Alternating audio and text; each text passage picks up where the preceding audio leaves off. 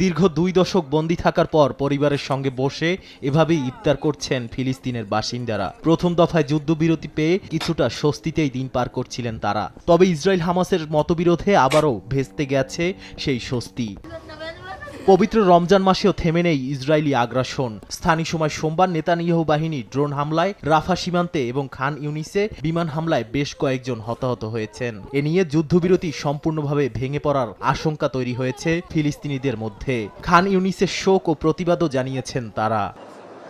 অন্যদিকে ইসরায়েলের হাইফা নগরীতে দুর্বৃত্তের ছুরিকাঘাতে কয়েকজন হতাহত হয়েছেন। পুলিশ জানিয়েছে হামলাকারী একজন ইসরায়েলি ড্রুজ নাগরিক। তিনি সম্প্রতি বিদেশ থেকে ফিরেছেন। এই হামলার প্রশংসা করলেও দায় স্বীকার করেনি হামাস। এর মধ্যেই জিম্মি মুক্তি নিয়ে নতুন করে হুঁশিয়ারি দিয়েছেন ইসরায়েলের প্রতিরক্ষা মন্ত্রী ইসরায়েল কাত। বলেন, শিগগিরই যদি ইসরায়েলি জিম্মিদের মুক্তি না দেয়া হয় তবে গাজার দরজা চিরতরে বন্ধ হয়ে যাবে। জানুয়ারিতে সম্মত হওয়া যুদ্ধবিরতি পরিকল্পনার চেয়ে ভিন্ন একটি নতুন মার্কিন পরিকল্পনা উপস্থাপন করেছে ইসরায়েল। এ পরিকল্পনা অনুযায়ী যুদ্ধবিরতি বাড়ানোর বিনিময়ে হামাসকে বাকি জিম্মিদের অর্ধেক মুক্তি দিতে হবে। তবে এই প্রস্তাবে ফিলিস্তিনি বন্দীদের মুক্তির কোনো বিষয় উল্লেখ নেই, যা প্রথম ধাপের একটি গুরুত্বপূর্ণ অংশ ছিল।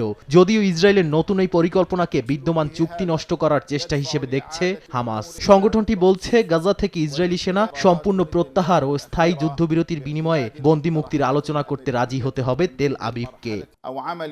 নাদিম মারজান, সময় সংবাদ।